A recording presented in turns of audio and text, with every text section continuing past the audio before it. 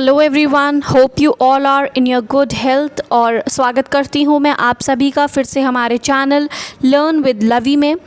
और हमारा आज का जो सेशन है वो फिर अगेन पैथ स्पेशल ही रहेगा, जिसमें आज हम एंशिएंट हिस्ट्री का पढ़ेंगे चैप्टर वैदिक कल्चर। ठीक है, वैदिक काल के बारे में आज हम पढ़ेंगे। और जैसा कि आप सब लोग जानते हैं कि UPSSSC ने अपने ऑफिशियल नोटिस में जो जारी किया है, उन्होंने ऑफिशियल स्टेटमेंट, उसमें डेट्स भी रिलीज़ कर दी हैं। तो जस्ट मैं एक ही बात कहूँगी कि Titan up your seat belt and get set for the journey. मतलब अब आपके पास ज़्यादा टाइम नहीं बचा है। Start revising all that you were studying, keep on reading, studying, not only from my channel I'm saying, because I haven't posted enough stuff. इतना अभी हमारे चैनल पर पोस्ट हुआ नहीं है, but yes this can help you also. But मैं ये कहूँगी कि जितने भी आपके पास सोर्सेज जहाँ से आपने पढ़ा था या पढ़ रहे हैं, कंटिन्यूसली उनसे पढ़ते रहिए, अपनी तैयारी को एकदम गियर अप कर दीजिए। और आशा करते हैं कि फिर आप सभी लोग जो ये वीडियो देख रहे हैं, आप सभी लोगों का पैट ईजीली क्लियर हो जाए। I wish the same for everyone watching this video and everyone तो नहीं हो पाएगा, क्योंकि जो एलिजिबल है खाली वही हो पाएंगे। बट अगर कोई बंदा एलिजिबल है, अगर कोई बंदा वीडियो देखने आ रहा है आपकी यूट्यूब पर या पढ़ रहा है मेहनत करके, तो उसके लिए मैं हमेशा यही विश करूँगी कि वो जल्द से जल्द सिलेक्ट हो जाए, क्योंकि वो डिज़र्विंग कैंडिडेट है। वो अपनी पीछे बहुत एक मेहनत इनपुट कर रहा है, तभी वो पढ़ रहा है, इधर उधर के सोर्सेज से मेहनत कर रहा है। ठीक है, सो स्टार्ट करते हैं हम आज का। आप देख सकते हैं कि जो ये इस तरीके का जो पिक्चर बना हुआ है, ये सब कौन से टाइम की बात है? ये सब है बेटा आप लोगों के वैदिक टाइम की या वैदिक पीरियड की बात।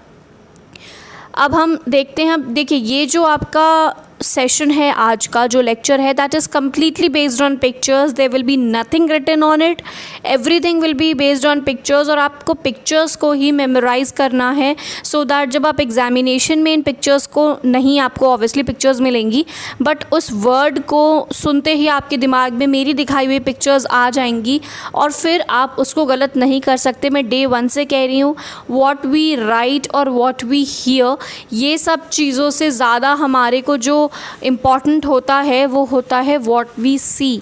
जो हम देखते हैं, हम उसका जो विजुअल्स हम देखते हैं, उसका विजुअलाइजेशन हम लोग बहुत अच्छे से कर लेते हैं और वो चीज़ें हमारे दिमाग पर बहुत लंबे टाइम तक बैठी रहती हैं। तभी तो हम फिर उन चीज़ों के बारे में लिख पाते हैं। मतलब द थिंग इज़ कि सुनी हुई बातें जल्दी भूल सकते हैं, पर देखी हुई बातें बहुत जल्दी नहीं भूल सकते, इसलिए आप उसको जॉट डाउन भी कर सकते हो अपने एग्ज़ाम में। So just focus on the pictures and on my words. वैदिक पीरियड की हम बात कर रहे हैं। अब सबसे पहली बात तो है जो वैदिक पीरियड था, अब उसमें वैदिक पीरियड में है क्या, उस कल्चर में है क्या। देखिए जो सबसे बड़ी चीज़ है उसमें वो है ये, let me change the colour, वो है ये हैं कौन? ये जो लोग हैं यहाँ आपको दिख रहे हैं, ये लोग हैं Aryans. Who are they? They are Aryans. Aryans क्या थे? आर्यंस पहले भारत में नहीं थे। हड़प्पन सिविलाइजेशन की डिमोलिशन के बाद आर्यंस ने इन्वेजन किया था यहाँ पर। ठीक है, जो इससे पहले जो हड़प्पन सिविलाइजेशन जब ख़त्म हुई तो उसके बाद कुछ लोग तो यहाँ रहते होंगे ना भारत में, तो जो लोग आर्यन से पहले रहते थे उन्हें दासाज बोलते थे। दासाज, आप ये नहीं कि दास को आप बोलोगे, उनका नाम ही था दासाज या दास्यूज। ठीक है, ये लोग रहा करते थे पहले, इनके आने से पहले। फिर ये आए हमारे मातृभूमि में और इन्होंने आकर अटैक किया। ठीक है ना, इन लोगों ने आकर अटैक किया दासाज पर और फिर वहीं से आर्यंस ने एस्टैब्लिशमेंट करी। अगर आप आर्यंस का देखोगे कि आर्यंस आए कहाँ से, तो बहुत सारी थ्योरीज हैं आर्यंस के आने की। कुछ लोग कहते हैं आर्यंस जो हैं, कुछ लोग कहते हैं कि आर्यंस आपके इस तरफ से आए, कुछ लोग कहते हैं इस तरफ से आए, कुछ लोग कहते हैं इस तरफ से आए। मतलब जितने मुंह उतनी बातें, ऐसा समझ लीजिए आप, ऐसा ही कुछ है इसमें। लेकिन इसमें जो दो मेन राय हैं, जो दो मेन पक्षकार हैं, वो कौन कौन हैं? एक हैं ये जिनका नाम है मैक्स म्यूलर, और ये एक हैं ये जिनका नाम है बाल गंगाधर तिलक। आप दोनों से बहुत वाकिफ़ होंगे, इनसे नहीं तो कम से कम इनसे तो ज़रूर वाकिफ़ होंगे। बीजी तिलक नाम था इनका। तो जो बीजी तिलक थे, इनके अनुसार जो हमारे आर्यंस आए थे भारत में, ये आए थे आपकी कौन सी जगह से? ये आए थे आपके इस जगह से। ये इनके अकॉर्डिंग, बीजी तिलक के अकॉर्डिंग कि आर्यन्स आए थे आर्कटिक रीजन से, और जो मैक्स म्यूलर थे इनके अकॉर्डिंग जो आर्यन्स आए थे वो आए थे सेंट्रल एशिया से। वो कहाँ से आए थे? सेंट्रल एशिया से। बहुत थ्योरीज हैं, अभी तक इस चीज़ को डिसाइफर नहीं किया गया आर्यन्स कहाँ से आए थे हमारे यहाँ। अब जैसा कि आप इसमें देख सकते हो, इसमें क्या है कि मैंने आपको ये दिखाया है मैप, एक मैप दिखाया है और यहाँ पर आपको एक लिखा हुआ, थोड़ा सा वो हो गया, कट हो गया है लेकिन यहाँ पर ये लिखा हुआ है बोगसकाई इंस्क्रिप्शन। ठीक है, जो बोगसकाई इंस्क्रिप्शन है ये कहाँ मिला है? ये इंस्क्रिप्शन मिला है आपको टर्की में, और इस इंस्क्रिप्शन में 4 भगवान का जिक्र किया गया है, इंद्र, वरुण, मित्र और नसत्य। इंद्र, वरुण, नसत्य और उसके बाद इन्होंने एक किए हैं मित्र। ये 4 गॉड्स का इन्होंने जिक्र किया है इसमें, और इससे हमको पता चलता है, और इन्होंने बताया है कि ये जो ऑब्वियसली आपका जो ये इंस्क्रिप्शन है वो टर्की में मिला, और टर्की कहाँ है? सेंट्रल एशिया में। यानी कि कुछ हद तक आपके मैक्स म्यूलर की थ्योरी ठीक है।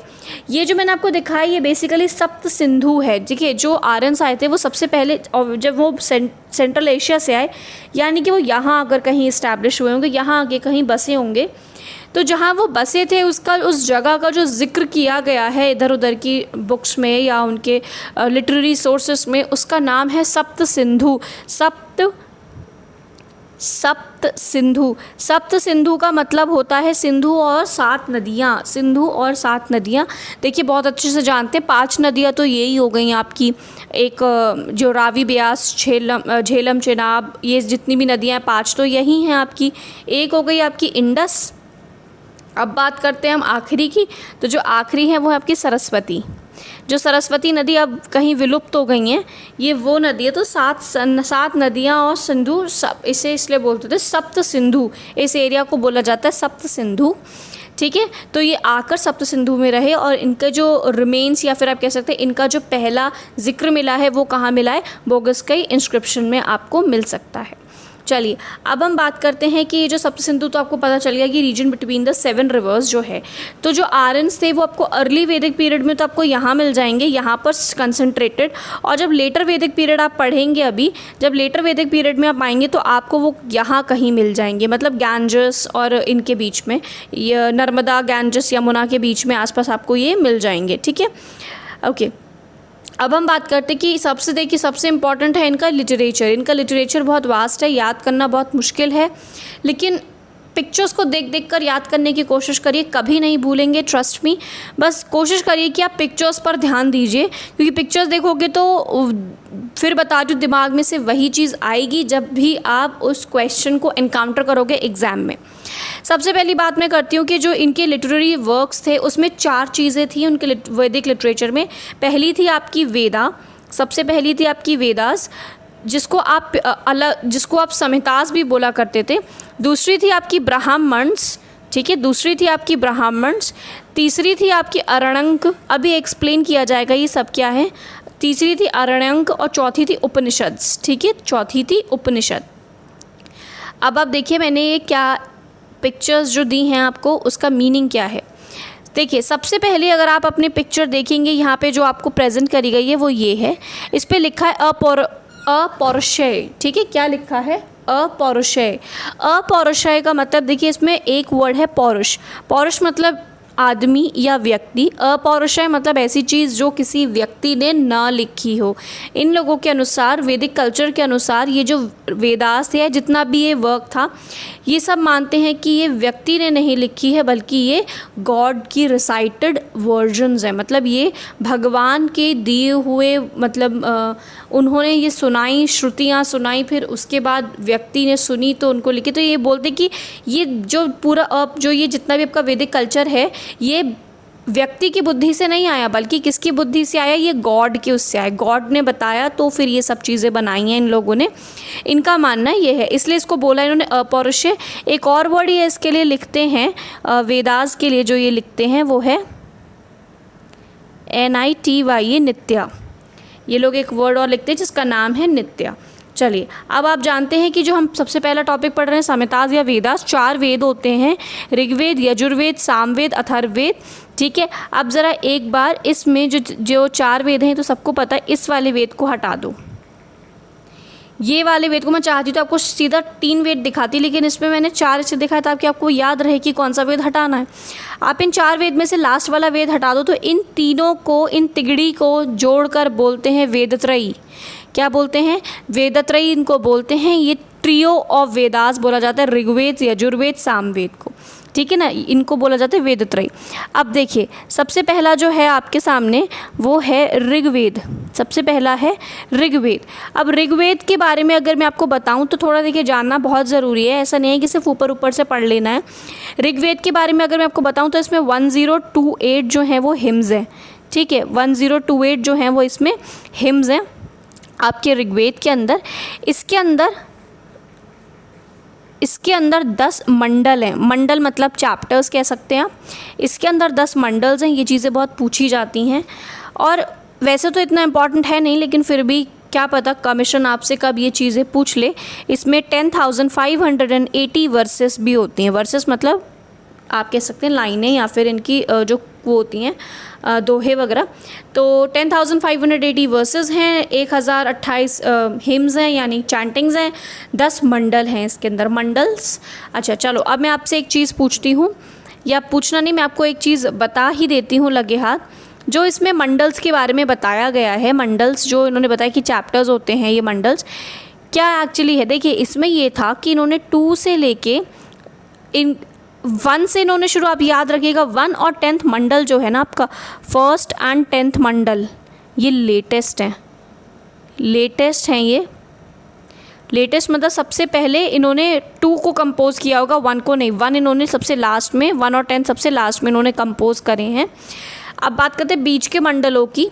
तो जो हमारे बीच के चैप्टर्स हैं उसमें 2 से लेके जो 7th मंडल्स हैं, 2 से लेके जो 7th मंडल हैं आपके, ये एक्चुअली आपको बताते क्या हैं? ये बताते हैं आपको गोत्र, आपका गोत्र बताते हैं। ये बताएंगे आपको आपका गोत्र, कि आप किस गोत्र के हैं, किस कुल के हैं, ये सब बोला जाता है इसको। तो इसलिए इसको क्या बोल 2 से 7th मंडल में ये बताया जाएगा। अच्छा आपके लिए क्वेश्चन है, अगर आपने पढ़ा है चैप्टर तो वेल एंड गुड, वरना आप मुझे बताएं, और नहीं पढ़ा तो कोई नहीं, वेट कीजिएगा, अभी इसी सेशन में आपको बताया जाएगा। कि ये बताना है आपको कि 10th मंडल में क्या मेंशन्ड है, ठीक है ना, 10th मंडल में क्या मेंशन्ड है ये आपको बताना है। अच्छा अगली बात हम करते हैं, 10th मंडल हो गई। अगली बात हम करते हैं कि इसका रिसाइटेशन जो होता है वो करते थे होत्रीज। कौन करते थे इसको? होत्रीज इसको रिसाइट किया करते थे, ठीक है। अब अगला देखिए, ये हो गया हमारा ऋग्वेद। अब हम बात करते हैं यजुर्वेद की। यजुर्वेद जो है हमारा, यजुर्वेद में बेसिकली है क्या? देखिए ऋग्वेद में जो भी आपकी हिम्स या चैंटिंग्स, या आप कह सकते हैं भजन जिन्हें बोल सकते हैं आप अपने बेसिक भाषा में, अगर जो भी भजन हैं उनको किस तरीके से गाया जाएगा, इस तरीके से इसमें मतलब बताया गया है इसको कि किस तरीके से इसमें होगा। ये वर्सेस में भी है, ये वर्सेस में भी है, sorry I am little bit confuse. हाँ यजुर्वेद, सॉरी मैं स्लिप ऑफ टंग हो गया। यजुर्वेद जो है उसमें आपका वर्सेस एंड प्रोज मेंशन्ड है। वर्सेस एंड प्रोजेज में मतलब कहानियों के फॉर्म में भी दिया हुआ है, और दोहों के कपलेट जिन्हें बोलते हैं दोहों के फॉर्म में भी दिया गया है। ये बेसिकली है क्या? ये इसे आप ये भी बोलते हैं सैक्रिफिशियल प्रेयर्स की भी ये एक किताब है, ठीक है। सैक्रिफाइस करते टाइम जितनी भी प्रेयर्स पढ़ी जाती हैं वो सब इसके अंदर मेंशन्ड है। और इसको रिसाइट कौन करता है? इनको रिसाइट करने वाले व्यक्तियों को हम बोलते हैं, इनको रिसाइट करने वाले व्यक्तियों को हम बोलते हैं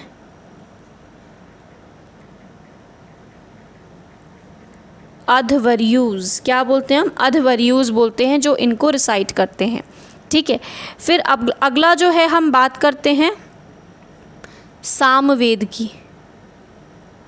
अगला हम बात करते हैं सामवेद की। और ये जो आपका सामवेद है ये है कि सबसे पहली बात इसको रिसाइट कौन करता है? इसे रिसाइट करते हैं उद्गात्रीज। इसको रिसाइट करते हैं। वो पहले वाले को करते थे होत्री, दूसरे वाले को करते थे अध्वर्यूज, तीसरे वाले को करते हैं उद्गात्रीज।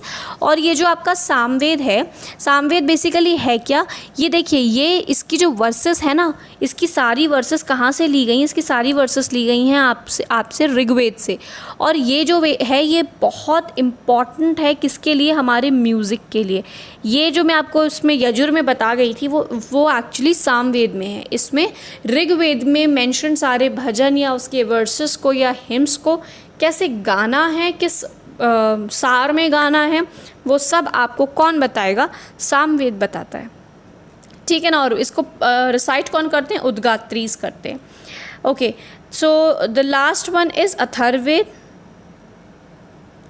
लास्ट है आपका अथर्ववेदा।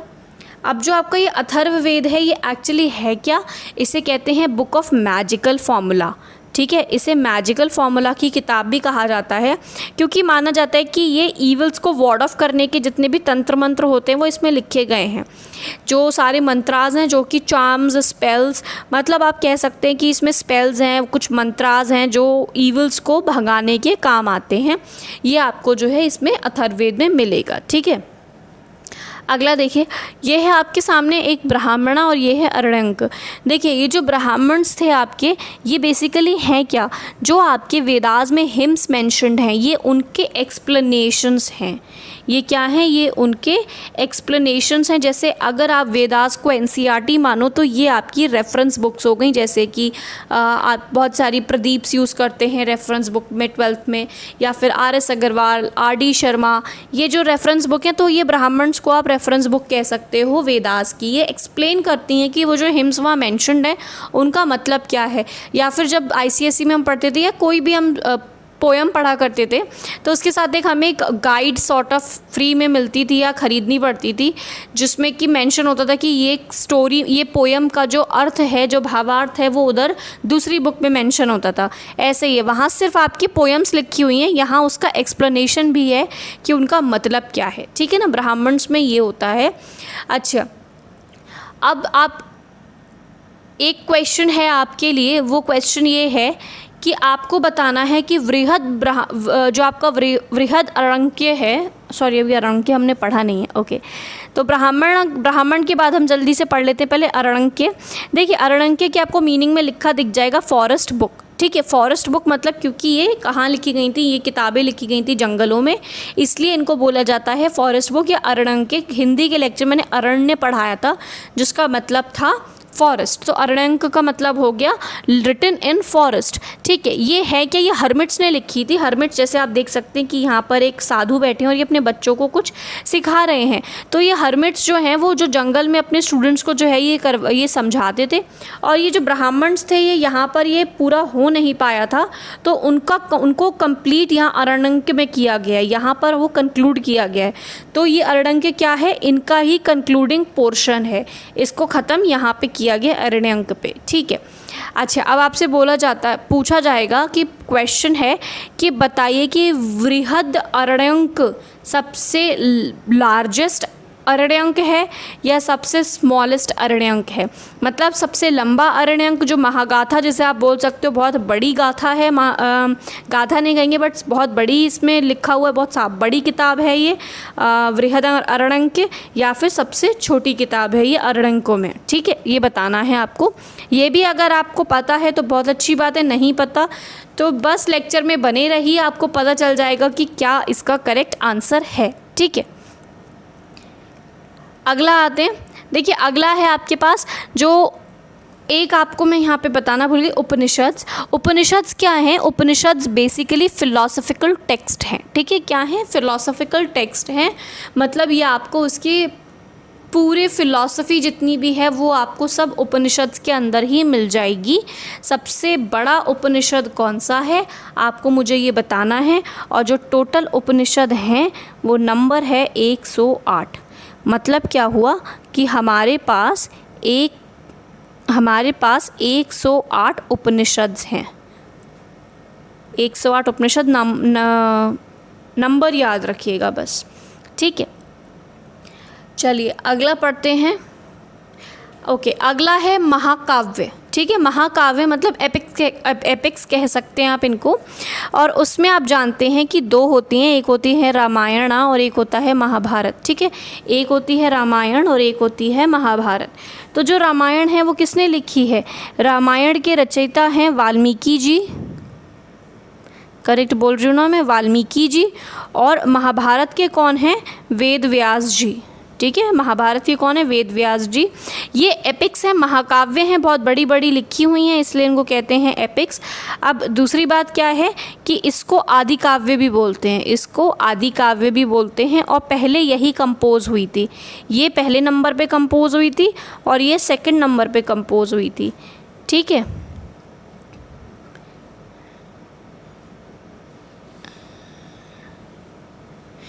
ओके, ये पहले नंबर पे, ये दूसरे नंबर पे आपकी कंपोज हुई थी, महाभारत दूसरे पे थी।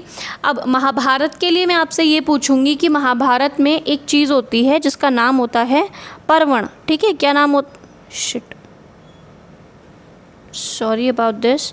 एक चीज़ होती है जिसका नाम होता है पर्वण। पर्वण क्या होता है? पर्वण का मतलब होता है आपका, पर्वण का मतलब होता है चैप्टर्स, ठीक है। पर्वण का मतलब होता है चैप्टर्स।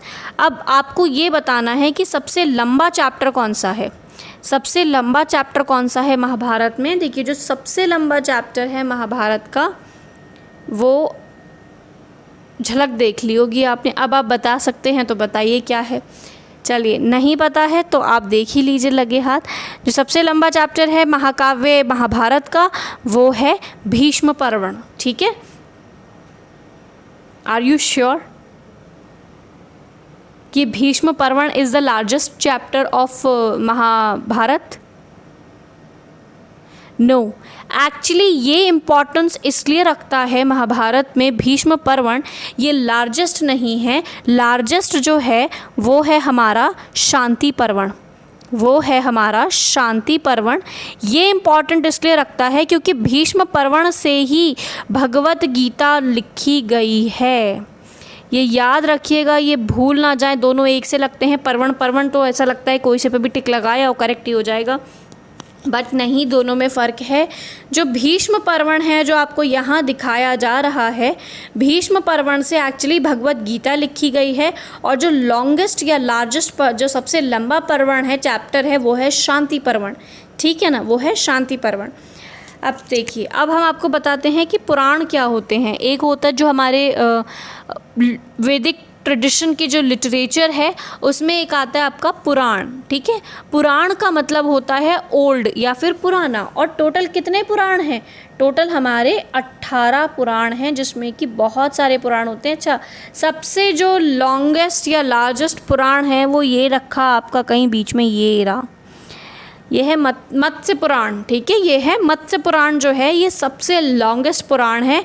बाकी आप देख सकते हैं शिव पुराण, अग्नि पुराण, इस तरीके से हमारे 18 पुराण हैं, लेकिन इसमें सबसे लंबा कौन सा है? मत्स्य पुराण हमारा लंबा है। ये इस तरीके से याद रखिएगा, वरना एग्ज़ाम में फिर वो पूछ सकते हैं इसी चीज़ को, ठीक है।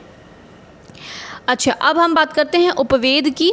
उपवेद क्या होते हैं? ये जो वेद होते हैं ना, वेद से ही जुड़े। जैसे क्या होता है, जब वेदास लिख गए, अब उसके बाद उन्हें लग रहा है कि इसमें कुछ और भी चीज़ें जोड़नी चाहिए, तो उसी टेक्स्ट में वो दोबारा अमेंडमेंट नहीं कर सकते। ये कोई कंप्यूटर का पीपीटी फॉर्मेट नहीं है जिसमें आपने जब चाहा स्लाइड्स ऐड कर दी। तो इन्होंने क्या किया, उनको अलग रखा और उनके साथ उनके इस तरीके से जैसे वेदांग अंग जोड़ दिए, या उपवेद उनके साथ उपवेद जोड़ दिए। तो इस तरीके से उन्होंने एडिशनल चीज़ें उसमें जोड़ते चले हैं वो। तो ये हैं इसलिए आपके उपवेद, ठीक है। ये क्या है? आपके उपवेद हैं। उपवेद का मतलब हो गया कि ये उनके साथ ही एसोसिएट कर दिए गए हैं। जैसे कि अगर आपको देखना है या थोड़ा सा एक ओवरव्यू चाहिए, तो ये है कि ऋग्वेद जो है, ऋग्वेद के साथ आयुर्वेद कनेक्टेड है, ऋग्वेद के साथ आयुर्वेद कनेक्टेड है। आपके सामवेद के साथ, आपका जो सामवेद है, सामवेद के साथ आपका गंधर्व वेद कनेक्टेड है, क्योंकि मैंने पहले ही बताया था जो गंधर्व वेद, जो आपका सामवेद है वो म्यूज़िक से रिलेटेड, और गंधर्व का मतलब भी म्यूज़िक से रिलेटेड ही होगा। तो आपका जो सामवेद हो गया वो गंधर्व से रिलेटेड है। फिर आपका जो यजुर्वेद है, आपका जो आपका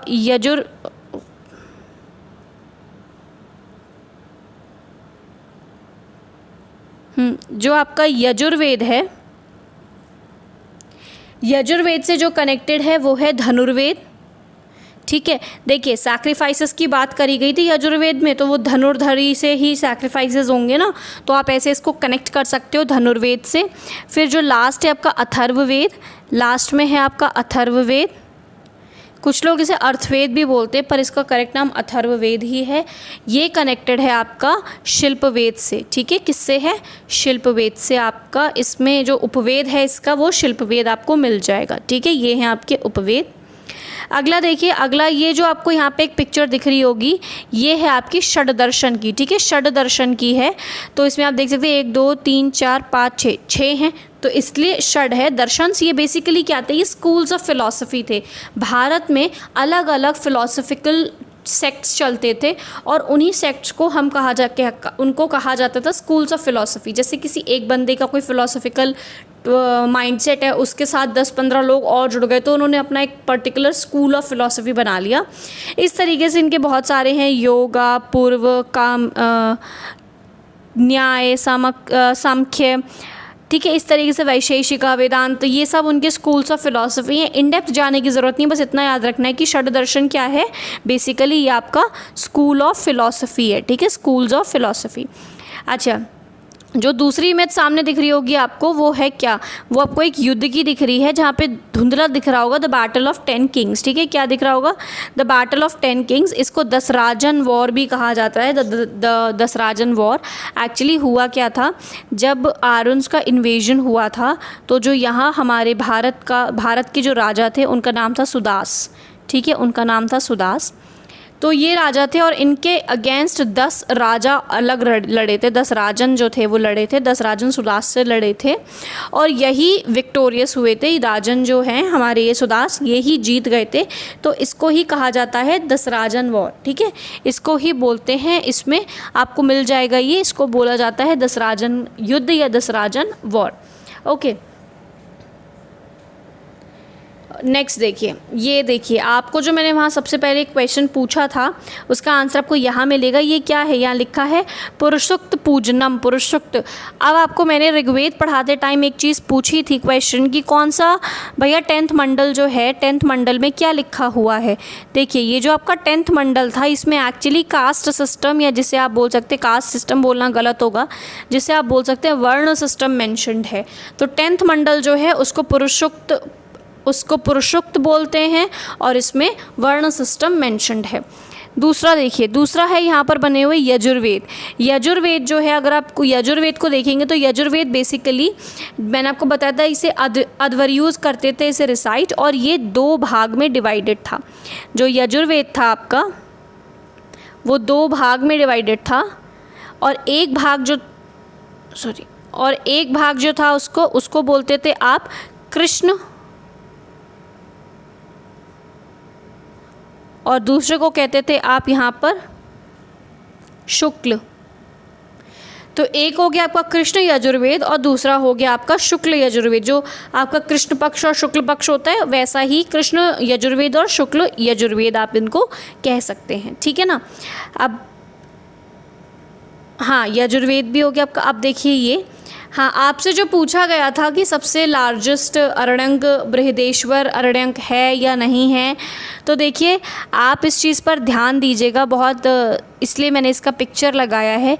ये बृहद अरण्यंक आपको लिखा हुआ है यहाँ पर, लेकिन ये याद रखिएगा ये अरण्यंक नहीं है, बल्कि ये क्या है, ये अरण्यंक ना होकर ये एक उपनिषद है। बृहद अरण्यंक सुनने में लगेगा अरण्यंक है, लेकिन ये सबसे लार्जेस्ट उपनिषद है। सबसे बड़ा उपनिषद जो है वो बृहद अरण्यंक है। ठीक है ना, अरण्यंक नहीं है, ये उपनिषद है। फिर से बोल रही हूँ मैं आपसे। अच्छा, अगला देखिए, अगले उन्होंने बताया कि जो आपका वर्ण सिस्टम है वो कोई कास्ट सिस्टम नहीं था। ठीक है।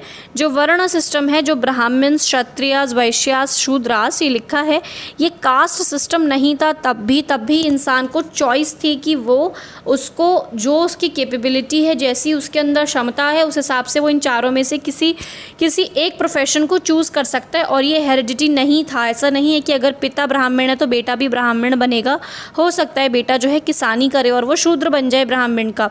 तो ये सिस्टम पहले बहुत अच्छा था, अनलाइक आज के में कि अगर कोई इंसान जो है वो आपका स्वीपर है तो उसका बेटे को भी उसी निगाह से देखा जाएगा, ये चीज़ गलत है। अगर कोई वैश्य है तो जन्मजात उसे पहले ही बोल दिया जाएगा कि तुम्हें तो दुकान ही संभालनी है। अगर उसका मन है तब ठीक है, वरना ये चीज़ करना ठीक नहीं होता। ये पंडित का बेटा पंडिताई ही करेगा, मन पर डिपेंड करना चाहिए, मन है तो करे, वरना ज़ोर ज़बरदस्ती नहीं है, ठीक है। ये वर्ण सिस्टम, तभी मैंने आपसे बोला कि कास्ट सिस्टम बोलना गलत है, आपको इसको वर्ण सिस्टम बोलना पड़ेगा, ठीक है, वर्ण। ओके, ये देखिए, ये वैदिक काल में कनेक्टेड कुछ नाम हैं, ये बहुत याद रखिएगा, बहुत अच्छे से याद रखिएगा, क्योंकि ये जो नाम हैं आपके सामने ये बड़े ऊट पटांग है। ये अगर आपको याद नहीं हुए, वहाँ पर आपको सडनली ये नाम अगर आ गया, आप तो घूम जाओगे कि ये है क्या। आप देखो, नाम सुनो इनका। ये जो आपको मैंने यहाँ पिक्चर दिखाई है, ये वाली पिक्चर, इस पिक्चर का नाम है पुरचर्शिनु, ठीक है। क्या नाम है इसका? पुरचर्शिनु। इसका नाम है क्षीरपकमोदम, ठीक है, क्षीरपकमोदरम इसका नाम है। और ये जो है आपको यहाँ पर एक जानवर दिख रहा है, उसका नाम था गविस्थी, ठीक है। क्या नाम था? गविस्थी। तो ये आपके हो सकता है एग्ज़ाम में इसी तरह इन्हीं नामों से और आप कंफ्यूज हो जाओ। देखो, फिर से बता रही हूँ मैं आपको, ये आपको जो मैंने दिखाया, ये है क्या?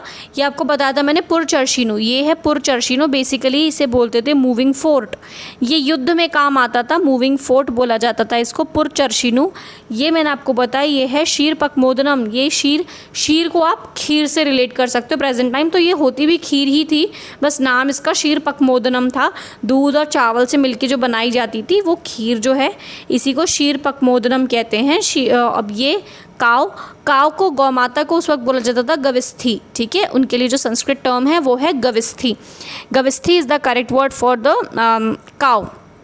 ओके, अब इसकी सोसाइटी के बारे में अगर हम बात करें तो नियोग नाम की जो प्रथा थी वो चलती थी। नियोग का मतलब होता था कि अगर एक औरत विडो हो गई है, अगर कोई औरत विडो हो गई है तो वो अपने पति के छोटे भाई से विवाह कर सकती थी, मतलब वो अपने देवर से विवाह कर सकती थी। इसी को नियोग बोला जाता है, इसी प्रथा को नियोग बोलते हैं। और ये पहले भी प्रचलन में थी कि इसका जो बेसिक सेंस अगर आप नियोग का देखोगे तो ये होता था कि अगर किसी का पति जो है वो स्टेराइल है, वो मतलब उसमें कोई भी परेशानी है या कुछ भी उसका, या वो गृहस्थ जीवन त्याग चुका है, आप कुछ भी कहिए, या वो मर गया है, तो उस केस में और उसने कोई बच्चे को जन्म नहीं दे पाया है उस वक्त तक जब तक वो मर पाया, तब जो ये स्त्री होती थी ये किसी व्यक्ति से विवाह कर लेती थी एक बेटे को जन्म या एक बच्चे को जन्म देने के लिए। उसी को नियोग कहा जाता था, नियोग प्रथा। दूसरी बात ये आप देख सकते हैं, बाल विवाह का था, तो बाल विवाह नहीं था, याद रखिएगा, बाल विवाह नहीं था। अल्कोहल चलती थी, सोम और अल्कोहल आपकी उस वक्त अच्छी खासी फेमस थी। मतलब ये है कि उस ज़माने में भी जो है आपको अल्कोहल मिल जाएगा। और ये मैंने आपको यहाँ दिखाया, ये बिल्कुल ऐसी टेम्पटिंग पिक्चर लग रही है, तो आपको सोम या सुर नाम से जो है वो अल्कोहल वहाँ मिल जाता उस वक्त भी। तो ये थी सोसाइटी के बारे में उसकी वैदिक काल की। जो भगवान जो ये सबसे ज़्यादा जिन्हें पूजते थे वो थे अग्नि देवता, जिन्हें सबसे ज़्यादा पूजते थे वो थे आपके अग्नि देवता। ये लोग जो थे ये थे हेनोथीस्ट। क्या थे ये? हेनोथीस्ट। हेनोथीस्ट मतलब बहुत सारे भगवानों को पूजना, और हर भगवान की इनके लिए जो एक थी वो सुप्रीम डिग्निटी थी, मतलब बहुत ऊंचे। ये ऐसे नहीं थे कि ये ऊंचे भगवान हैं, ये कम हैं, ये ज़्यादा बड़े हैं, ये छोटे हैं। ये सारे भगवान को जो है बराबर का ही जैसे ट्रीट करते थे। और इनके लिए यज्ञ जो होता था, यज्ञ जो लिखा होता है या यज्ञ जो होता है, ये बहुत पायस माना करते थे यज्ञ को, ठीक है ना। ये यज्ञ को बहुत ज़्यादा पायस मानते थे, इतना इनफैक्ट ये नदियों को भी बहुत पायस मानते थे। जब जब ये गैंजस पे शिफ्ट हो गए तभी से गैंजस इतनी जो हैं वो पायस हो गई।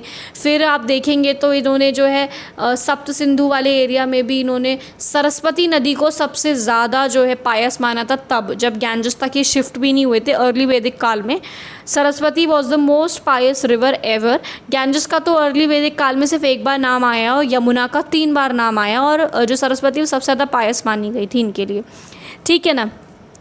अगर आप देखेंगे इन्होंने एक और क्या काम किया था, इन्होंने ये एक काम किया था कि इनके आप टेक्स्ट में अगर देखोगे तो इनके टेक्स्ट में आपको 2 नाम मिलेंगे। एक आपको नाम मिलेगा, एक हिमवंत नाम मिलेगा, दूसरा आपको मुंजवंत नाम मिलेगा, ठीक है। एक है आपका हिमवंत और दूसरा है मुंजवंत।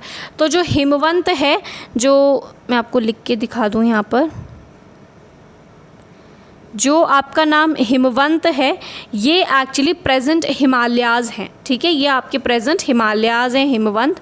और जो आपका दूसरा नाम मुंजवंत है, जो दूसरा नाम मुंजवंत है, बेसिकली ये हिंदुकुश माउंटेंस हैं, ठीक है, हिंदुकुश माउंटेंस जो आपके अफ़गानिस्तान साइड हैं, तो मुंजवंत हिंदुकुश माउंटेंस है, ये बात याद रखिएगा, भूल ना जाइएगा, ठीक है। अच्छा सॉरी, तो अगला देखते हैं। अगला जो है यहाँ पे आपको दिख रहे होंगे कॉइन्स बने हुए, ये बात याद रखने की है कि ये वैदिक काल के कॉइन्स नहीं हैं। क्यों नहीं है? क्योंकि वैदिक काल में कॉइन्स की जानकारी उनको बिल्कुल ही नहीं थी, उन्हें पता ही नहीं था कि वैदिक काल में कि कॉइन्स क्या होते हैं। और जो दूसरी पिक्चर आपको दिख रही है ट्रेड की दिख रही है, और आपको दिख रहा है ट्रेड बहुत फ्लरिश कर रहा है, लेकिन ये मत भूलिए ये हड़प्पन सिविलाइजेशन की पिक्चर है। इनके केस में ट्रेड बहुत ही ज़्यादा कम था, ये लोग इंटेलेक्चुअल ज़्यादा थे और ये लोग जो है इंटेलेक्चुअल ग्रंथ वगैरह लिखने में इन्होंने ज़्यादा फोकस करा एज़ कम्पेयर टू ट्रेड करना। कॉइन्स की इनको जानकारी थी नहीं, ट्रेडिंग इनकी बहुत कम हुई, ऐसे बहुत ज़्यादा पुख्ता सबूत ऐसे मिलते नहीं हैं कि इनकी ट्रेडिंग चली हो बहुत ज़्यादा, ठीक है। तो ये था आपका आज का लेक्चर ऑन वैदिक कल्चर, वैदिक ट्रेडिशन, वैदिक पीरियड। आई होप कि आपको लेक्चर अच्छे से समझ में आया होगा, और इनकेस आपको कोई भी चीज़ पूछनी हो या मुझसे इनकेस वो मिस हो गई हो तो प्लीज़ मुझसे एक बार पूछ लीजिएगा ये चीज़। और जिसको जो भी दिक्कत हो आप फ्री हो कमेंट बॉक्स में आइए, मेरे टेलीग्राम चैनल पर आइए, वहाँ पर आकर आप मुझे बताइए, जैसा भी आपको ठीक लगे आप उसको करिए, बट आप सजेशंस प्लीज़ हमको देते रहिए। आशा करती हूँ कि आपको आज का लेक्चर भी पसंद आया हो। सो मिलते हैं आपसे नेक्स्ट लेक्चर में। By the time stay home, take care, study hard because the examination is approaching. Bye bye, नमस्कार।